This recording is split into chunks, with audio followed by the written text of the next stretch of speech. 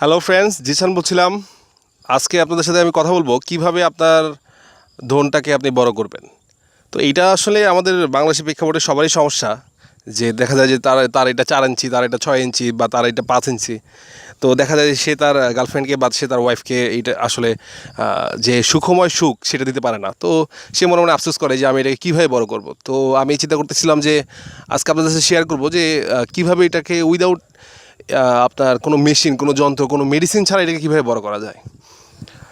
তো বড় করার জন্য কী করতে হবে, আগে আপনার বুঝতে হবে যে এটা আসলে কীভাবে বড় হয়, এবং আমার ফ্রেন্ডেরটা বড় বা অমুকেরটা বড় আমারটা ছোটো কেন। এটা আসলে ডিপেন্ড করে আপনার ব্লাডের রক্তচাপের উপর। যে মানুষের রক্তচাপ যত বেশি তার এটা বড় হবে, এটাই সায়েন্স বলে। আর এছাড়া বংশগতভাবে এই জিনিসটা বড় হয়। দেখা যায় যে কারো বংশে এই জিনিসটা বড় আছে, তো সে তার বংশটা তার এটা ভবিষ্যতে তারা যে সন্তানরা আসবে তাদের বড়ই হবে। যেমন ধরেন যে যারা আফ্রিকাতে থাকে, ওরা বিশ্বের ভিতরে এই জিনিসটাতে তারা কিং, মানে রাজা। তো রাজা এটা আসলে ওদের বংশগতভাবে আসছে। তো বংশগতভাবে আসছে। ওই দেশে যদি আপনারও পূর্বপুরুষ যদি আফ্রিকান হতো, তাহলে ডেফিনেটলি আপনারটা অনেক বড় হতো। তো এই বড় হওয়ার কারণেই কিন্তু আজকে এই আফ্রিকানরা আমেরিকার মতো একটা দেশের প্রেসিডেন্ট হতে পারছে। তো যাই হোক, আমি সেই ব্যাপারে কথা বলবো না। আজকে আমাদের কথা বলার যে টপিকটা, যে আপনার এটা আপনি কীভাবে বড় করবেন, এইটাই হলো আমাদের মেন টপিক, বিষয় আজকের জন্য। তো প্রথমেই বলে দেই যে আমাদের এই ভিডিওটা শুধু তাদের জন্য যাদের বয়স 18 পার হয়েছে এবং যারা এই সমস্যায় ভুগছেন তাদের জন্য। এছাড়া যে ভুগছেন না, যার হয়তো 8 ইঞ্চি আছে, সে চিন্তা করতে পারেন যে আমারটা 10 ইঞ্চি কীভাবে করবো, তার জন্য এইটা। এবং আপনাদের যদি ভালো লাগে অবশ্যই আমার চ্যানেলটা আপনি সাবস্ক্রাইব করবেন। আমার চ্যানেলে আরও কিছু ভিডিও আছে যা আপনি দেখতে পারেন। তো আসেন মেন কথায় আমরা চলে আসি। সেটা হচ্ছে যে আপনার লিঙ্গটা বা আপনার ধনটা আপনি কীভাবে বড় করবেন।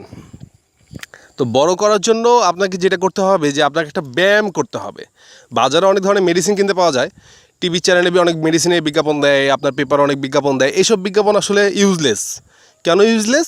কারণ সেই ওষুধটা আপনি খাচ্ছেন, সেই ওষুধটা আপনাকে সাইড ইফেক্ট হয়তো তখনকার জন্য শক্তি ফিরিয়ে দিচ্ছে, বাট এটা আপনার ভবিষ্যতে আপনি যখন বৃদ্ধ হয়ে যাবেন তখন এটা আপনার শরীরে বিশাল বড় একটা সমস্যা তৈরি করবে। তো এই সমস্যাটা যেন না হয়, এটাকে আপনি কি বলে যে একটা নির্দিষ্ট ওয়েতে উইদাউট ইউজিং এনি মেডিসিন এটাকে আপনার বড় করতে হবে। সেটাই আজকে শেয়ার করব। তো আপনি ধরেন আপনার পেনিসটা আপনার 6 ইঞ্চি, তো এটাকে আপনি কীভাবে বড় করবেন।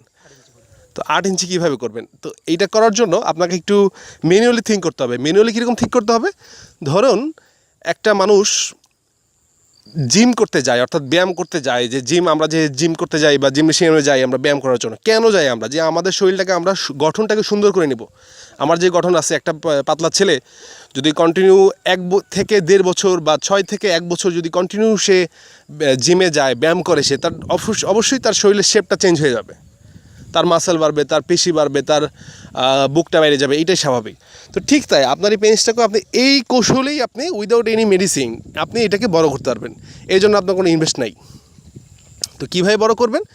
বড় করার জন্য আপনাকে যেটা করতে হবে সেটা হলো যে আপনার কন্টিনিউ এই জিনিসটার সাথে খেলা করতে হবে। অর্থাৎ একে প্রত্যেক দিন আপনি আধা ঘন্টার পিছনে সময় দিবেন। আপনি কিছু অয়েল ইউজ করতে পারেন, যেমন ধরেন আপনার সরিষার তেল অথবা অলিভ অয়েল, বা এই ধরনের যেই ভালো ভালো কোয়ালিটির যে অর্থাৎ যে আপনার তেলগুলো পাওয়া যায়, বা বাজারে কিছু লুব্রিকেন্ট কিনতে পাওয়া যায় যেগুলো সাইড ইফেক্ট নাই। সেই লুব্রিকেন্টগুলো কিন্তু আসলে অন্য কাজে ব্যবহৃত হয়, কিন্তু আপনি এটা অয়েলি হিসাবে আপনি এটা ব্যবহার করতে পারেন। তো আপনি এই লুব্রিকেন্টটাকে নিয়ে বা আপনি অয়েলটাকে নিয়ে আপনার এটাতে আপনি কী করবেন, লাগায় আপনি এটাকে জাস্ট আপনি উপর থেকে নিচ থেকে উপর, এইভাবে আপনি জাস্ট পেশিটাকে হালকা হালকা করে প্রেশার দেবেন। প্রেশারটা দিলে কী হবে, ওর ভিতরে যে মাংসপেশিগুলো, এই পেশিগুলো আপনার সংকুচিত হবে এবং বাড়বে। আপনার এই তেলটাকে আপনি ভালোভাবে লাগাবেন, আপনার ধনটাতে আপনি ভালো করে লাগাবেন। লাগানোর পরে আপনি আপনার হাত দিয়ে প্রথমে হালকা করে করবেন। প্রথমেই শক্তি দিবেন না, কারণ প্রথমে শক্তি দিলে এটা সমস্যা হবে। জাস্ট হালকা করে প্রেশারটা আপনি যখন কন্টিনিউ কাজ করবেন। একটা মানুষ যখন জিমে যায় তখন কী করে, তাকে জাস্ট লো থেকে শুরু করতে হয়। এখন একটা ছেলে উঠেই যদি তাকে 50 কেজি বলা হয় যে তুমি 50 কেজি দিয়ে তুমি 10টা আপ ডাউন করো, তো সে কিন্তু তার কোমর ভেঙে যাবে। তো এটাই হলো বাস্তবতা। তো আপনাকে কী করতে হবে, হালকা করে করতে হবে।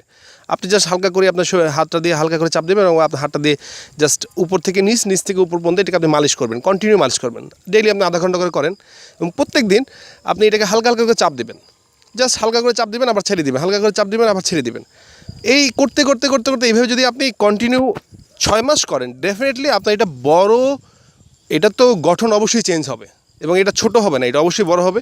এটা দেখবেন যে এটা যদি লম্বা না হয়, কারণ লম্বা হওয়াটা আসলে পেশিকে বাড়তে হবে, এটা এক জিনিস, পেশিকে সামনের দিকে বাড়া, কারণ এটা আরেক জিনিস। আর পেশি সাইডের দিকে অর্থাৎ ফুলে যাওয়া, এটা পসিবল।